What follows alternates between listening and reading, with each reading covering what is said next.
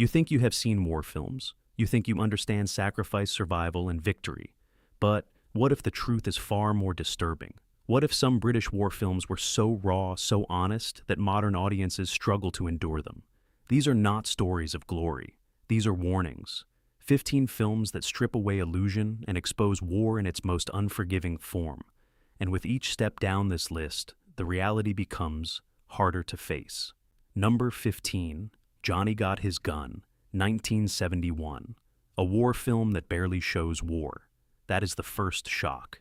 Instead of explosions or soldiers charging forward, you are trapped inside the mind of a man who has already lost everything. His arms gone, his legs gone, his face destroyed. Yet he is still alive, still aware, still thinking. That is where the horror begins. The film follows a young soldier reduced to a living prison after a battlefield catastrophe. He cannot speak, he cannot see, he cannot even scream. All he has left is thought. And those thoughts slowly unravel into desperation, into rage, into a terrifying realization that survival can be worse than death. This is not entertainment, this is confrontation. Modern audiences raised on spectacle often find this unbearable because there is no escape, no relief, just silence and awareness. What makes it even more disturbing is its message. War is not glory. War is not heroism. War is a machine that can erase a human being while keeping them technically alive. That idea lingers long after the film ends. It forces the viewer to imagine the unthinkable. And once that image is planted, it never fully disappears. You on number 14. Overlord, 1975. This film feels like a memory you were never meant to experience. It blends real archival footage with fictional storytelling so seamlessly that you begin to question what is real and what is reconstructed. That uncertainty is deliberate. It pulls you deeper into a world where war is not dramatized. It is documented. The story follows a young British recruit preparing for the D-Day invasion. There is no grand hero arc, no triumphant rise. Instead, you watch a quiet boy step closer and closer to an inevitable fate. The film builds tension not through action, but through inevitability. Every moment feels like a countdown that cannot be stopped. That is what makes it so difficult for modern audiences. There is no illusion of control. The real footage used throughout the film adds a chilling layer. You are not just watching a story. You are watching history bleed into fiction. The faces, the destruction, the atmosphere. It all feels authentic in a way that most war films avoid. And when the final moments arrive, they do not offer closure. They offer acceptance. Cold and final. War does not care about your story. It ends it. Number 13. The Life and Death of Colonel Blimp, 1943. At first glance, this does not look like a film modern audiences would struggle with. There are uniforms, there is structure, there is even a sense of nostalgia. But that illusion collapses the moment the film begins to question everything it represents. This is not a celebration of war. It is a dismantling of the mindset that makes war possible. The story follows an aging British officer whose ideals were forged in an earlier time. Honor, fair play, gentlemanly conduct. Values that feel noble until the reality of modern warfare exposes them as dangerously outdated. The film moves across decades, showing how war evolves while people struggle to keep up. And that is where it becomes uncomfortable. Because it asks a question that still echoes today. What happens when morality cannot survive the battlefield? What makes this film so difficult is its refusal to provide easy answers. It does not glorify Britain. It does not demonize the enemy in simple terms. Instead, it presents war as a clash of beliefs where no one walks away unchanged. The protagonist becomes a symbol of a world that no longer exists. And watching that transformation is quietly devastating. Modern audiences often expect clarity. This film offers only complexity. Number 12, Battle of Britain, 1969. This is a film that looks like a classic war epic. Massive aerial battles, iconic planes, historical significance. But beneath that surface lies something far more unsettling. There is no triumphant narrative holding it together. No singular hero guiding the story. Instead, there is fragmentation, confusion, exhaustion. The film presents the air war over Britain not as a clean victory, but as a prolonged struggle filled with uncertainty. Pilots come and go. Some never return. Command decisions feel less like strategy and more like desperate calculations. Even the moments of success are overshadowed by loss. That emotional tone makes it difficult for modern audiences who are used to clear arcs and satisfying conclusions. What stands out is the realism. The film does not exaggerate for drama. It reduces war to its essentials: machines in the sky, human beings inside them, and the constant possibility of death. There is no emotional manipulation here, no swelling speeches to reassure the viewer, just the steady grind of conflict. By the end, the victory feels hollow, necessary but costly. That is what makes it linger. It reminds you that survival is not the same as triumph, and that realization can be harder to accept than defeat. Number 11, Dunkirk, 1958. Most people think they know this story. Evacuation, survival, a miracle. But this version strips away the myth and leaves something far more uncomfortable behind. There is no polished heroism here, no clean narrative of bravery leading to victory. What you get instead is confusion, panic, a slow collapse of order. The film follows multiple perspectives during the evacuation, and none of them feel safe. Soldiers are not charging forward. They are waiting, hoping, trying to escape. Civilians are not cheering from a distance. They are pulled into the chaos. That shift in perspective changes everything. War is no longer distant. It is immediate and disorienting. What makes this difficult for modern audiences is the tone. There is no emotional hand-holding. The film does not tell you how to feel. It simply shows the reality of retreat, and retreat is not glamorous. It is messy. It is desperate. It is filled with uncertainty. That honesty breaks the illusion that war stories must end with triumph. By the time the evacuation is complete, the relief is real, but it is not celebratory. It feels like survival by chance rather than victory by design. And that idea lingers because it challenges one of the most comforting narratives people hold about war, that it can be controlled. This film quietly proves it cannot. Number 10, The Devil's Double, 2011. This is war without a battlefield, no trenches, no front lines. Instead, you are placed inside a palace where power is more dangerous than any weapon. The story follows a man forced to become the body double of a dictator's son, a role that sounds surreal until you realize it is real, and that reality is terrifying. What unfolds is a psychological nightmare. The double is not just impersonating another man. He is being consumed by him. Every gesture, every decision, every act of cruelty must be replicated. Refusal is not an option. Survival depends on surrendering identity. That concept alone makes this film deeply unsettling for modern viewers. The violence here is not distant or abstract. It is intimate, sudden, often senseless. And because it is tied to power, it feels unstoppable. There is no system to rely on, no justice waiting in the background, just a world where cruelty is normalized and rewarded. What makes it even harder to watch is the psychological erosion. You see a man slowly lose himself, not through injury but through proximity to evil. War in this context is not about nations. It is about control, about dominance, about the ability to reshape another human being. That is a far more disturbing idea than any battlefield. Number 9, A Field in England, 2013. This is not a war film in the traditional sense. There are no large battles, no strategic movements, no clear enemy lines. Instead, the war exists as a psychological storm that traps a group of men in an empty field. That isolation becomes the real battlefield. And what unfolds is something far more disturbing than physical conflict. The story follows deserters during the English Civil War who stumble into a strange encounter with an alchemist. What begins as survival quickly shifts into manipulation and control. The film abandons conventional storytelling and moves into a surreal space where time feels distorted and reality begins to fracture. That shift is what makes it so difficult for modern audiences. There is no clear path to follow, no easy interpretation. The black and white imagery strips away comfort. Every frame feels raw and exposed. The landscape is empty, yet suffocating. As the characters descend into paranoia, the viewer is pulled into the same confusion. You are not watching events unfold, you are experiencing them. What makes this film unbearable for some is the lack of resolution. There is no clear victory, no sense of escape, just the realization that war does not always destroy through violence. Sometimes it dismantles the mind, and once that process begins, there is no clear way back. That lingering uncertainty is what makes the experience so haunting. Number 8. Went the Day Well? 1942. At first it presents itself as a simple story, a quiet English village, familiar faces, a sense of safety that feels almost comforting.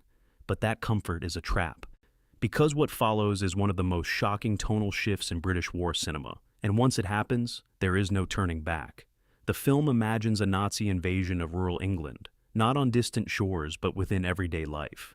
The villagers are not soldiers. They are ordinary people forced into extraordinary violence.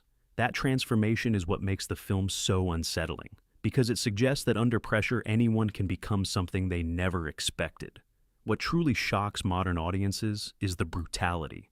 For a film made in the early 1940s, the violence feels surprisingly direct. There are moments that feel cold and sudden, no build-up, no emotional cushioning, just action and consequence. That realism breaks expectations and leaves a lasting impact. The deeper discomfort comes from its message. All war does not stay on the battlefield. It enters homes. It reshapes communities. It forces people to abandon innocence in order to survive. By the end, the village is no longer what it was, and neither is the viewer, because the film has quietly dismantled the idea that safety can ever be guaranteed. That realization lingers long after the final frame. Number 7.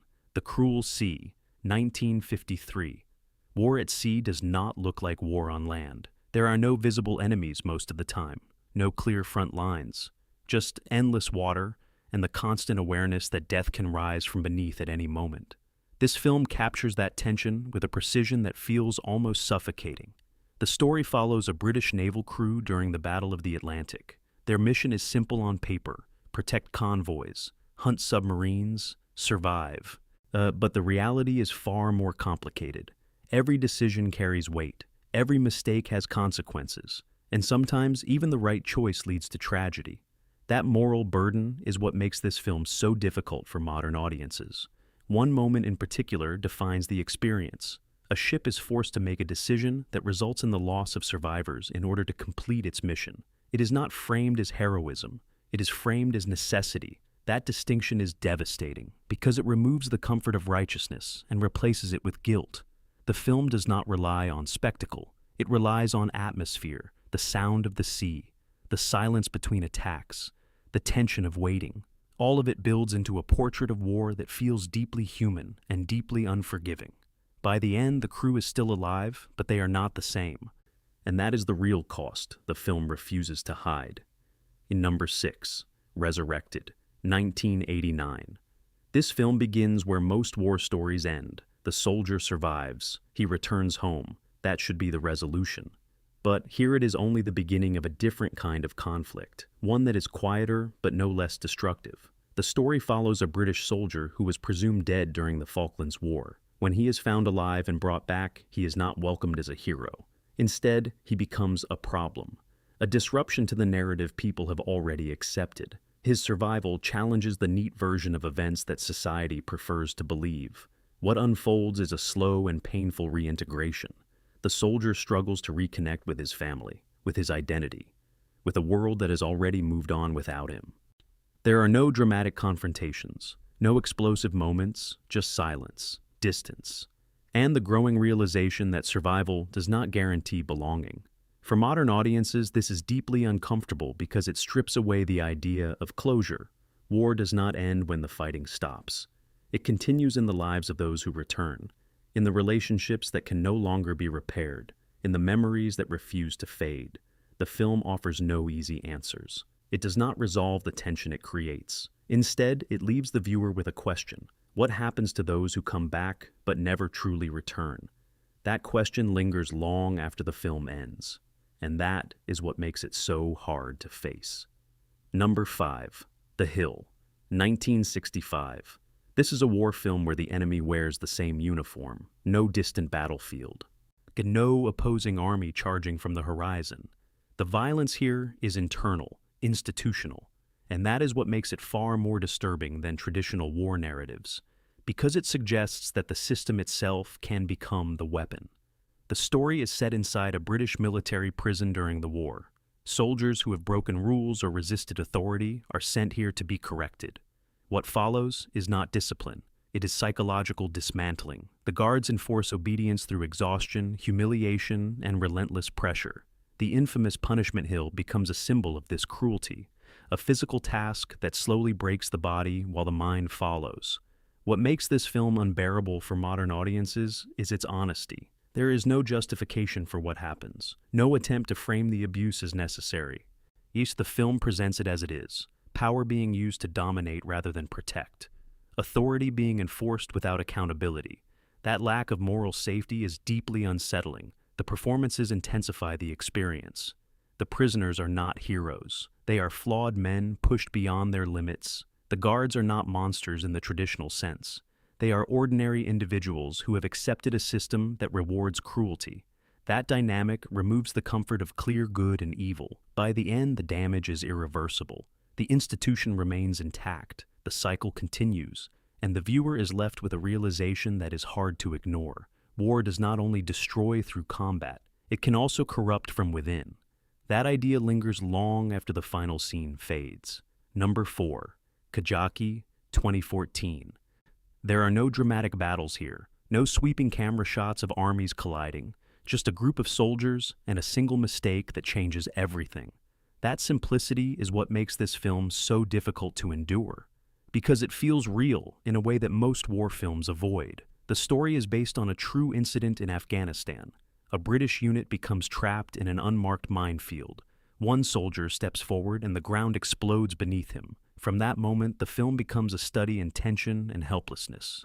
Every movement is dangerous. Every attempt to help risks triggering another explosion.